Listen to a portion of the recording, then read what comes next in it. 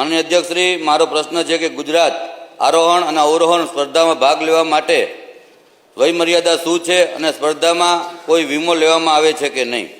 સ્પર્ધકોનો. માનનીય અધ્યક્ષશ્રી, ગુજરાત આરોહણ અવરોહણ સ્પર્ધામાં 14 થી 35 વર્ષની વયમર્યાદામાં આવતા યુવક યુવતીઓમાં સાહસિકતાના ગુણ ખીલે તે માટે રાજ્ય સરકાર દ્વારા પ્રતિવર્ષ આયોજન કરવામાં આવે છે. વીમાની વાત કરીએ તો નિયામકશ્રીની કચેરી મારફત સ્પર્ધામાં ભાગ લેનાર તમામ સ્પર્ધકોનો વીમો ઉતારવામાં આવે છે. માન્ય અધ્યક્ષશ્રી, ભાગ લેનાર તમામ સ્પર્ધકોનો રાજ્ય સરકારની વીમા નિયામક કચેરીની યાદી મોકલી તેમની મારફતે વીમો ઉતારવામાં આવે છે.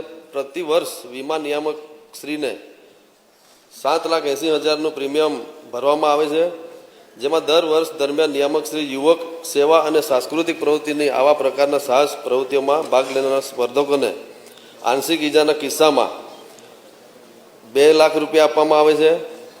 પૂર્ણ ઈજાના કિસ્સામાં 4 લાખની જોગવાઈ છે અને મૃત્યુના કિસ્સામાં 4 લાખની જોગવાઈ કરવામાં આવે છે.